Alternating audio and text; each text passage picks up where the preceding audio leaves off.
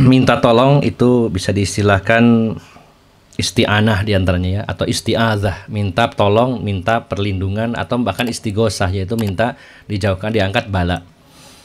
Maka bila pada perkara-perkara yang hanya mampu dilakukan oleh Allah, minta tolong boleh hanya kepada Allah saja. Jadi kita rinci ya, nanti ada sebenarnya di dalam kitab ini bahwa meminta tolong dalam hal yang hanya bisa dilakukan oleh Allah, maka wajib mintanya kepada Allah, tidak boleh kepada selainnya. Minta kesembuhan ya, bukan minta diobati ya, beda ya. Diobati kan dikasih obat, diterapi. Minta kesembuhan kepada siapa? Yang bisa menyembuhkan cuma Allah, mintanya kepada Allah. Tetapi minta tolong dalam perkara-perkara yang mana makhluk sanggup melakukannya, minta tolong kepada dokter, minta tolong kepada tukang pijat, minta tolong pada tukang cukur ya, karena tukang cukur sendiri kalau nyukur sendiri susah ya, harus minta tolong orang lain. Maka ini dalam hal yang dia memiliki kemampuan untuk melakukannya, maka ini mubah, dibolehkan.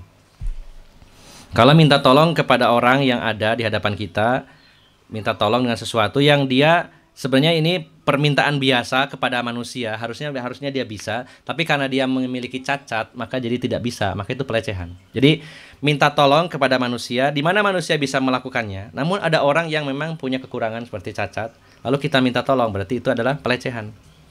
Udah tahu orangnya lumpuh, ngesot-ngesot, Pak, dompetku dicolong sampai uberen, itu kan pelecehan. Ya.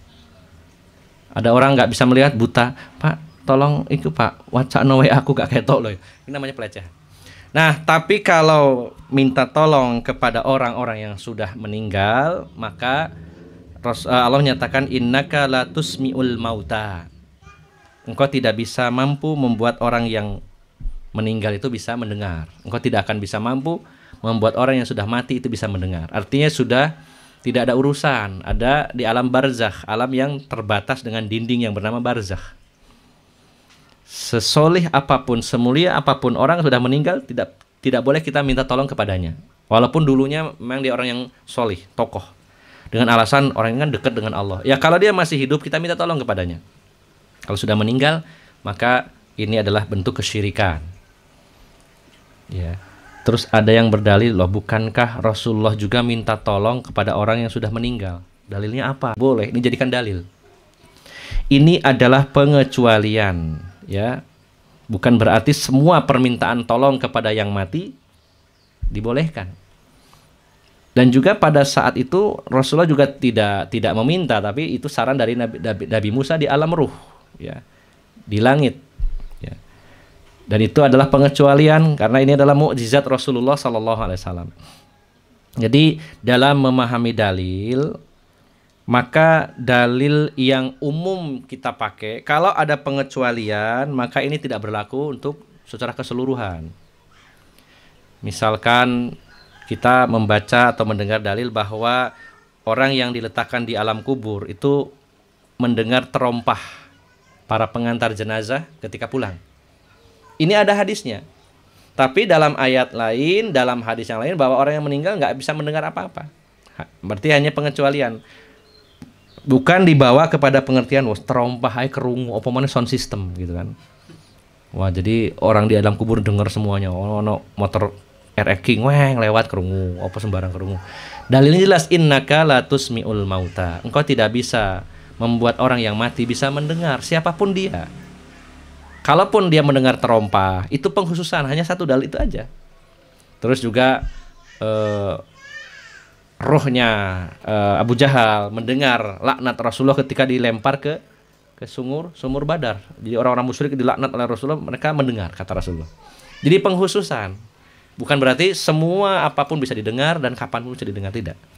Begitu pula meminta bantuan kepada yang meninggal, kalau berdalil dengan Nabi Musa dalam peristiwa Isra Mi'raj itu pengkhususan, itu mukjizat Rasulullah SAW, bukan berarti semuanya. Dan kita melihat bagaimana amaliyah Rasulullah dan para sahabat. Para sahabat ketika Rasulullah sudah wafat, tidak ada satupun riwayat yang menunjukkan mereka datang ke kuburan Rasulullah lalu minta.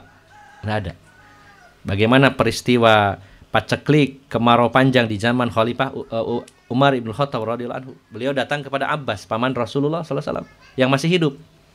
Pertanyaannya kenapa nggak datang ke makam Rasulullah? Padahal posisi Rasulullah lebih tinggi daripada Abbas. Karena para sahabat tahu Rasulullah sudah meninggal, tidak ada hubungannya lagi dengan yang hidup. Nah, dari situ maka meminta tolong kepada hal-hal yang mampu manusia lakukan boleh kepada orang yang pertama hadir. Syaratnya adalah hadir, ada di sini. Jadi jangan minta tolong, misalkan nih, saya lagi di Surabaya, terus Mas Arif gedruk tanah. Ustadz Abu Rozan tolonglah saya. Itu juga kesyirikan. Kecuali lewat telepon ya, itu nyambung ya. Tapi dengan gaib minta tolong. Jadi syaratnya minta tolong kepada manusia, satu harus hadir di hadapannya. Yang kedua masih hidup. Yang ketiga meminta bantuan sesuatu yang bisa dilakukan manusia, bukan yang merupakan hak Allah. Maka itu dibolehkan. Jadi hadir dan masih hidup dan juga pada perkara yang manusia punya kemampuan. Nah, kalau sudah meninggal tidak termasuk dalam kategori ini ya. Demikian wallahu a'lam bishawab.